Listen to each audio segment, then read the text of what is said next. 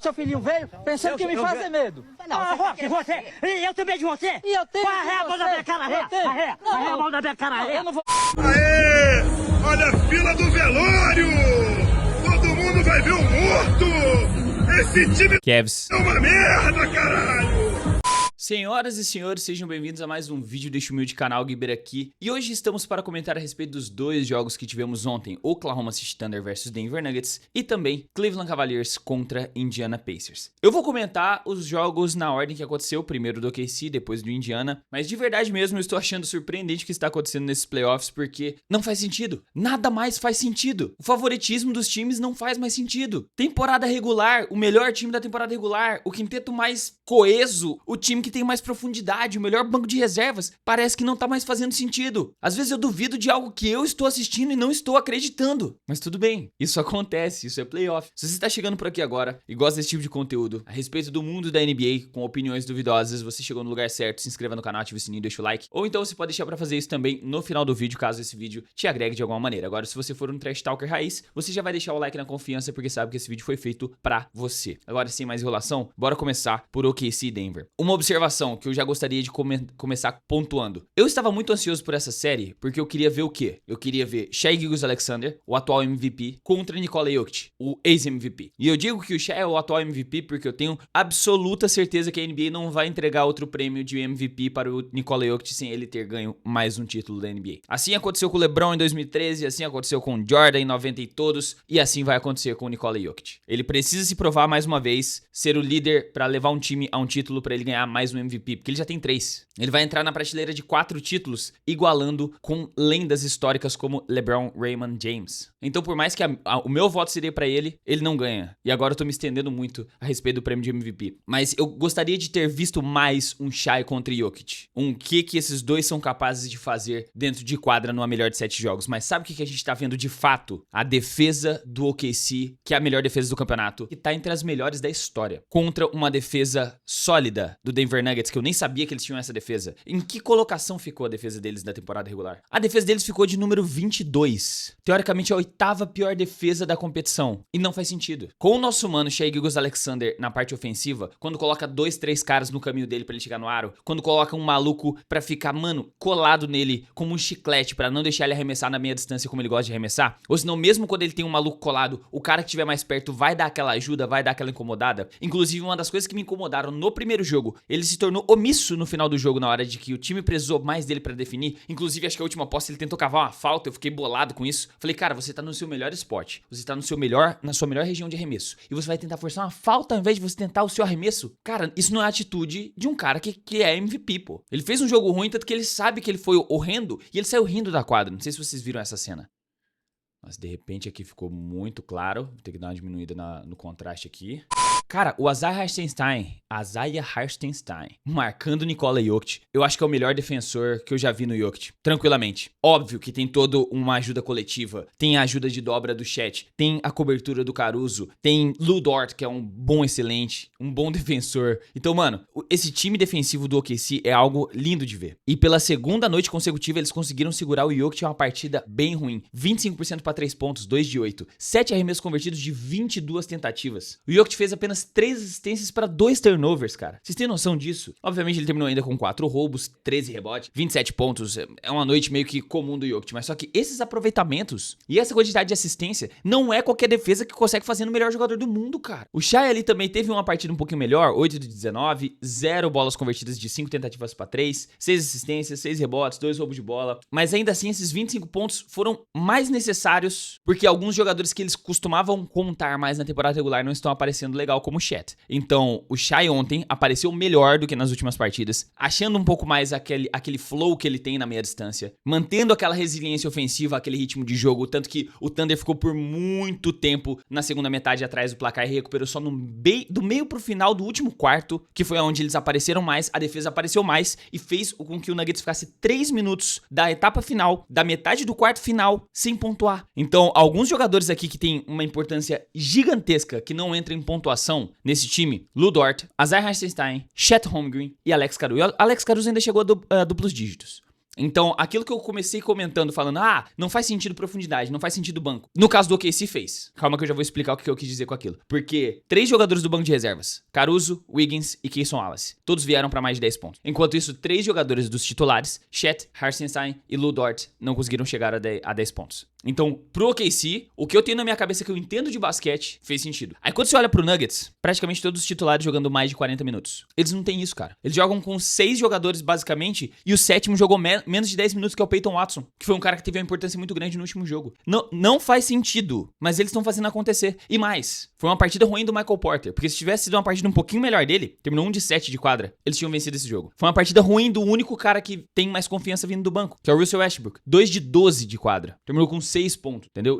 E 6 faltas também. Foi ejetado. Então, pra um time faz sentido o que eu falei, pro outro não estão nem aí. Pra profundidade, pra elenco, pra banco, pra nada. E isso que eles têm um contrato de 38 milhões de dólares, 36 milhões de dólares com o Zignage, pra absolutamente nada. Eles trouxeram o Dario Saric, que eu achei que seria uma baita aquisição pra jogar espaço na quadra ao lado do Jokic, ou até no lugar do Jokic ao lado do Aaron Gordon. Nada. Eu acho que o único cara que eles tinham um pouco mais de confiança pra tentar desenvolver alguma coisa nessa temporada se lesionou, que é o Darren Holmes. De alguma forma, eles queriam muito o Darren Holmes do draft, trouxeram um cara, mas só o cara se lesionou antes mesmo de pisar na quadra. Então, eu não consigo compreender de fato esse time do Nuggets. Uma coisa que melhorou muito pra eles foi colocar uma defesa zona, tá? Pra quem não viu, o Nuggets tá usando muito a defesa zona. O Jokic marca bem melhor na defesa zona, inclusive, do que na individual, tendo que cobrir e voltar. A rotação do nosso pivôzinho, que é mais lenta, funciona melhor numa defesa zona postada. E ainda mais com o time do Oklahoma City Thunder bem mal na linha de 3 pontos, 10 de 41, tem que deixar os caras chutar.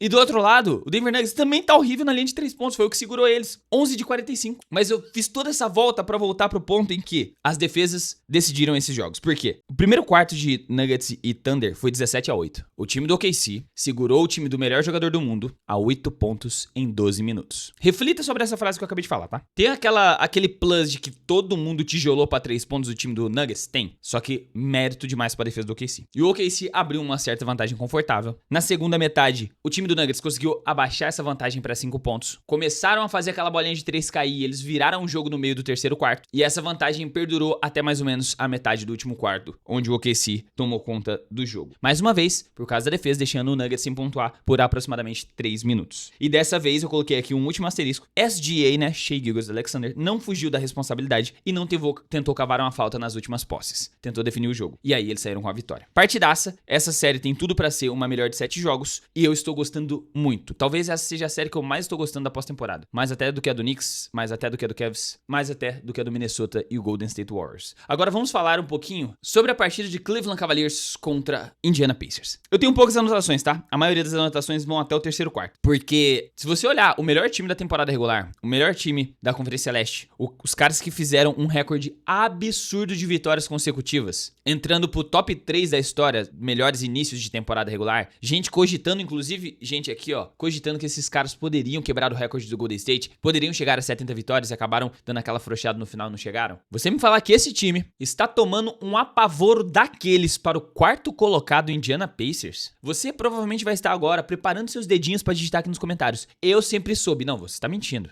Pode parar, tá feio. Minha primeira anotação a respeito desse jogo, tá? Tudo para o Indiana Pacers dar certo. Tudo cai. Até uma bola pra 3 do Thomas Bryant. Você sabe que o negócio azedou quando o Thomas Bryant, esse cara aqui, ó, que vai estar aqui do lado, quando esse cara aqui matou uma bola pra 3. É nesse momento que você tem que se preocupar. Você tem que falar, cara, tem alguma coisa de errado. O Cleveland Cavaliers contabilizou tantos turnovers, pra ser mais específico, 22. Que eu anotei aqui na primeira metade 11, mas eu risquei porque acho que eles cometeram mais. Eles continuaram cometendo erros. Era erro atrás de erro. Era bola batida no próprio pé. Era passe passando no meio das pernas do jogador do mesmo time. Era ele se atrapalhando na hora do rebote. Era eles cometendo uma falta ofensiva. Na primeira movimentação da quadra ofensiva, no primeiro corta-luz, fazendo falta de ataque, mano. Foi algo tenebroso. O time do Cleveland Cavaliers ontem, parece que juntaram vários jogadores que nunca tinham jogado juntos ao mesmo tempo, falaram, véi, vai. Porque foi muito feio. Os caras estavam totalmente desconectados. Mas calma, que ainda ficou pior. Aqui um momento que eu coloquei um asterisco. Siakam dominando. Ele fez 8 pontos consecutivos. Ele fez 2 bolas pra 3 e uma bola pra 2, assim, ó, uma atrás da outra. E todos esses pontos dele foram de erros consecutivos do Cleveland Cavaliers. O Cleveland estava jogando com desespero. Todas as posses ofensivas que eles finalizavam, que eles conseguiam arremessar, né, sem cometer um erro, parecia que tava tudo no desespero, era tudo marcado, era tudo difícil, era tudo brigado. Contra um time que não tem uma defesa tão forte assim que é o time do Indiana. Enquanto a defesa do Cavaliers, que era uma defesa extremamente forte, não estava oferecendo resistência pro ataque do Pacers, mano. Olha essa bola do Nembhard, por exemplo, ele só bateu bola, cruzou a quadra e fez a cesta. Simples assim. Enquanto do outro lado, o Indiana fazia as rotações certas. O Indiana fazia as trocas de marcação certas. O Indiana fazia com que saísse aquele corta-luz fora da bola para que um cara como o Obi Toppin ficasse no mismatch contra um Ty Jerome da vida embaixo do aro. Fazia o time ofensivo circular ao ponto de um Miles Turner sair, um DeAndre Hunter embaixo do aro. O que nos traz, mais uma vez, para aquele mesmo ponto. O time do Cavs é um dos times mais completos que eu já vi. Olha esse time, mano. Max Strus, Evan Mobley, Jarrett Allen, Donovan Mitchell e Darius Garland. Esse é o quinteto titular dos caras. Do banco de reservas, um armador que tava tendo uma temporada maravilhosa, citado para sexto homem do ano, Ty Jerome. DeAndre Hunter, um exímio defensor de perímetro e um cara que era um diretaço, pelo menos de 40% para 3 pontos. Sam Merrill, um ala pivô que arremessa. Dean Wade, outro cara que é muito bom jogador. Além de o Isaac Okoro, que joga de shooting guard, que eles nem estão utilizando, o cara tá entrando mais no garbage time.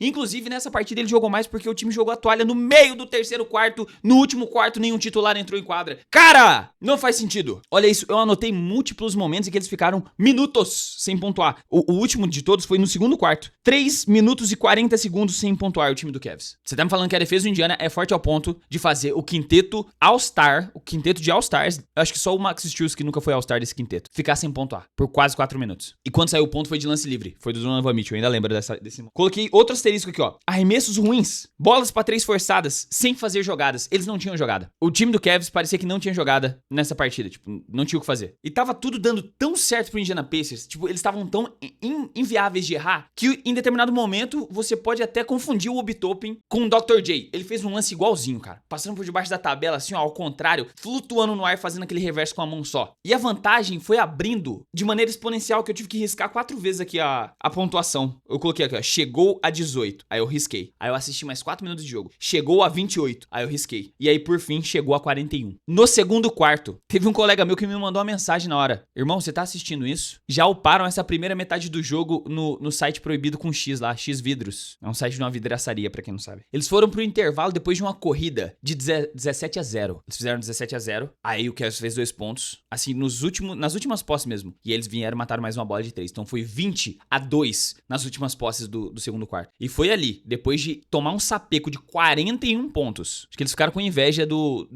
time do Memphis Grizzlies. Na hora que o Donovan Mitchell entrou em quadra pra aquecer pro terceiro quarto, ele se lesionou. Como que isso é possível dar tudo tão errado para um time como o do Cleveland Cavaliers foi na noite de ontem? E pelo outro lado, pelo Indiana Pacers, lembra que eu falei pra vocês da partida impecável, que tudo deu certo, que tudo caía, que tudo tava mil maravilhas pro time do Boston Celtics contra o New York Knicks? Pega isso e eleva ao quadrado. Foi ontem o time do Indiana. Ó, vou só colocar uma estatística aqui, ó, pra vocês, na mesa. Eles converteram 15 bolas para 3 pontos. 42% de aproveitamento. Isso que eles jogaram durante um quarto e uns minutos, o último quarto inteiro e mais alguns minutos do terceiro, só com garbage time, que forçou várias bolas. Aaron Nesmith, vamos falar só dos titulares aqui. 2 arremessos convertidos de 4 tentativas para 3. Pascal Siakam, 2 convertidas para 3 de 2 tentativas. Miles Turner, 4 arremessos tentados, 4 arremessos concluídos. Andrew Nembhard, 1 arremesso para 3 de 2 tentativas. Tyrese Haliburton foi o piorzinho dos titulares, 1 de 5. TJ McConnell, 1 de 2. Thomas Bryant, 1 de 1. E o Ben Shepherd matou a bola para 3, mais improvável que eu já vi na minha vida, de tabelão caindo para trás no fadeaway na frente do banco. Olha a reação desse banco de reservas quando ele matou essa bola. Isso não faz o menor sentido, cara. O Rick Carlisle, que é o técnico do Indiana Pacers, colocou todos os 14 jogadores pra jogar. Tem o James Johnson, de 38 anos, que ele é um queridinho da torcida. É o veteranaço que eles mantêm ele no banco de reservas ali pra ser o Luiz Fabiano, porque ele é faixa preta em alguma arte marcial, o bicho é brigador. Ele prefere ajudar na briga do que no pênalti, sabe? O único momento em que o time do Cleveland Cavaliers era feliz pontuando era na linha do lance livre, que eles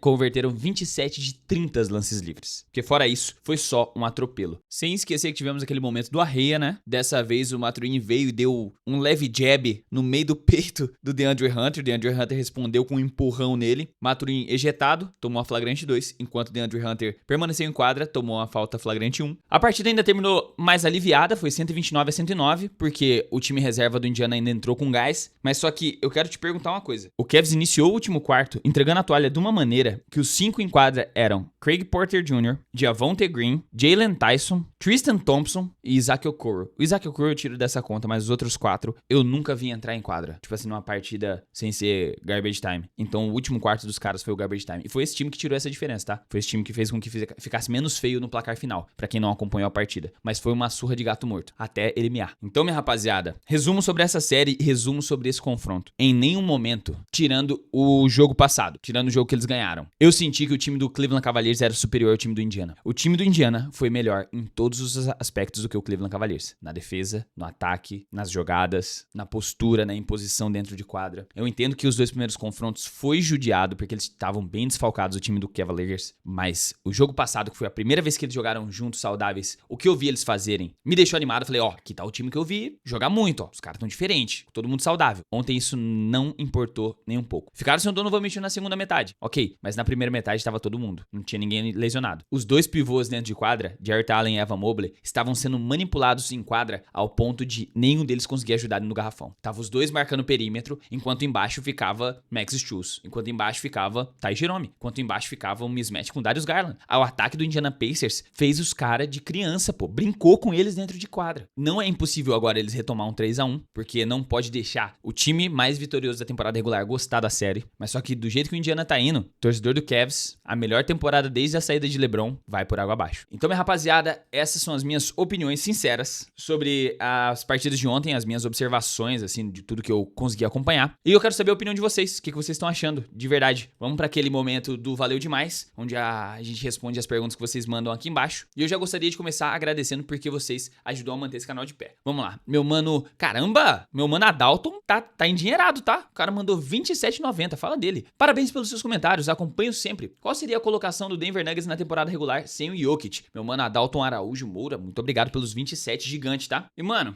pra poder responder a sua pergunta, eu tive até que pausar aqui a gravação pra eu poder pesquisar algumas estatísticas avançadas. E é o seguinte, como que a gente define um time pela qualidade que ele tem coletiva? Pela nota simplificada, subtraindo a média ofensiva com a média defensiva. Média ofensiva com a média defensiva, certo? O número que dá ali. Com o Nikola Jokic em quadra, o time do Denver Nuggets fica superando os adversários por 10 pontos, em média. Quando ele está fora de quadra, fica perdendo para os adversários por menos 6. Isso leva o Denver Nuggets a um mais-menos ali, ofensivo menos defensivo, de aproximadamente 3,97. Então eles estão nem bem nem mal ali, eles estão um pouquinho melhor que o Golden State, um pouco pior do que o Clippers nessa temporada, por exemplo, pior também que o Rockets. Isso garantiu pra eles a 4ª colocação. Só que tirando o Jokic da jogada, tipo assim, tirando ele completamente da jogada, esse time sem o Jokic ficaria num plus-minus assim de ataque menos defesa, de menos 8,2. Isso colocaria eles levemente acima do New Orleans Pelicans, levemente abaixo do Philadelphia 76ers. Ou seja, esse time seria o 13º colocado em qualquer uma das conferências hoje sem o Jokic, tanto na Conferência Leste quanto na Conferência Oeste. Conseguiriam ali entre 19 e 24 vitórias. Esse seria o Denver Nuggets sem Nikola Jokic, por mais que tenha 3 jogadores bons como Michael Porter, Aaron Gordon e Jamal Murray. Espero ter respondido bem a sua pergunta, mano. E agora vamos para o outro da lista aqui, meu mano, Projeto Terapia do Samba. Pô, que nome maneiro, velho. Deve ser um grupo de pagode dos bons. Guibeira, quero que você monte o seu All Knicks de todos os tempos. Cara, essa pra mim é bem fácil. Vamos lá. Na 5, eu coloco meu mano Patrick Ewing. Não tem como, né? Patrickzão, ele, né, o maior exponente do Knicks. O cara que teve o maior sucesso nos anos 90 com a franquia. Ele é de Nova York, tem toda aquela lore, né, por trás dele. Como power forward, eu gostaria de colocar aqui Karl Anthony Towns, porque ele é o ala pivô mais esquilado que já tivemos no New York Knicks. Ele é o cara mais habilidoso na posição de ala pivô. Só que ele ainda tem muito chão pela frente para ele poder superar um mano chamado Willis Reed. 2 vezes campeão, um cara que entrou lesionado, fez ponto, elevou aquela aura do time do Knicks em 1970 para fazer com que eles ganhassem para cima do Los Angeles Lakers. Então, coloco aqui Willis Reed na posição de power forward, mas coloco o Karl Anthony Towns como 6º homem, tá? Bem tranquilinho. Como small forward, é impossível. É impossível não colocar um homem chamado Carmelo Anthony. Talvez o 5º ou 6º maior jogador da história do New York Knicks. Aqui a gente tem alguns nomes acima dele, né? Como Patrick Ewing, temos alguns nomes como Willis Reed, temos um cara que ainda está em atividade também acima dele. Então, eu acho que muita gente coloca o Carmelo como 0-1 do Knicks, mas só que quem é realmente torcedor do Knicks sabe que ele não entra nem no top 3. Do coração do torcedor, sim. Agora, na realidade, não. O Knicks vacilou na época dele de Knicks? Vacilou, mas só que não entra, desculpa. Mas ele, pra mim, é o small forward mais talentoso, mais bravo que eu já vi jogar. Ele entra com certeza ali na posição de small forward titular. Como shooting guard, mano, como shooting guard eu fico dividido, porque eu tenho alguns nomes que eu gosto muito, porém não jogaram seus melhores no Knicks. Knicks, tá ligado? Como, por exemplo, Tracy McGrady, o nosso querido T-Mac. Eu gosto muito dele. Ele jogou por um período tão pequeno no Knicks que muita gente nem lembra que ele jogou no Knicks. Eu gosto de Alan Houston, gigante, monstro, lendário. Eu gosto de Latrell Sprewell, aquele cara, ele mesmo. Ele era quase um trombadinha, né? O cara era muito problemático no vestiário, era muito encrenqueiro, mas eu gosto muito dele. Dá pra cogitar colocar muito um mano chamado Bernard King, também como shooting guard, mas não tem como a gente apagar a história de Walter Frazier. Campeão 2 vezes com o Knicks, época de ouro, 1970, ele foi gigante, foi muito monstro. Até hoje ele é muito respeitado na NBA, colocado ainda num pedestal de respeito muito brabo, tá ligado? Não tem como a gente esquecer a história. E esse cara tem uma história muito grande com o Knicks, Walter Frazier. Até hoje ele é comentarista do New York, passou praticamente a carreira inteira no Nova York Knicks. Então, mano, respeito máximo. E como ele ainda tá em atividade, né? O nosso The Captain, armadorzão, maior Knicks armador de todos os tempos. Desculpa John Starks, desculpa Linsanity, desculpa muita gente aí que já passou na posição de armador por esse Knicks, tá? Mas só que a gente tem que colocar aqui Jalen Brunson. E ficou esse meu quinteto. Jalen Brunson, Walter Frazier, Carmelo Anthony, Willis Reed e Patrick Ewing. Esses são meus 5 Knicks all time. Vindo aqui como menções honrosas, vamos colocar sexto, sétimo e oitavo homem. Eu vou colocar aqui Alan Houston. Não tem como apagar um oitavo colocado chegar numa final de NBA, liderados por Alan Houston fazendo mais de 38 pontos. Vou colocar Linsanity. Inclusive, eu sempre quis ter essa camiseta do Jeremy Lin. Se você quiser me mandar de presente, eu ficarei eternamente grato. Ele foi muito injustiçado com a volta do Carmelo Anthony depois da lesão. Ele teve a ascensão meteórica naquele mês. E depois a carreira do cara ficou mediana por causa de ciúmes do Carmelo. E vou colocar também o Karl Anthony Towns, que ele é o de talento, de qualidade assim. Ele é o ala pivô mais absurdo assim que a gente já teve. Posso falar tranquilamente porque nenhum foi tão bom assim quanto ele. Ou chegava no Knicks já lesionado, já final de carreira. Enfim, rapaziada, me estendi bastante aqui, né? Porque foram 2 perguntas muito interessantes que a gente teve nesse superchat. Se você quiser ter o seu superchat lido aqui também, deixa aqui nos comentários. Vai ser uma honra responder a pergunta de vocês. Podem perguntar alguma coisa sobre mim, sobre o canal, sobre história, sobre minha opinião a respeito de um time. Pode fazer uma classificação como essa que eu gostei bastante de fazer. E nos demais é isso, minha família. Se você ficou até aqui, significa que você gostou muito desse vídeo, que esse vídeo ficou gigante. Então, mano, se inscreve, ativa o sininho, deixa o like, vai estar me ajudando demais. Se quiser ajudar mais diretamente, faça como os membros deste canal, que tem alguns benefícios, assim como um sorteio todo dia 22. Então eu vou ficando por aqui, eu te vejo no próximo vídeo. Muito obrigado pela sua audiência. Um forte abraço, até a próxima e falou! One's digging me. I live in a constant state of fear and misery.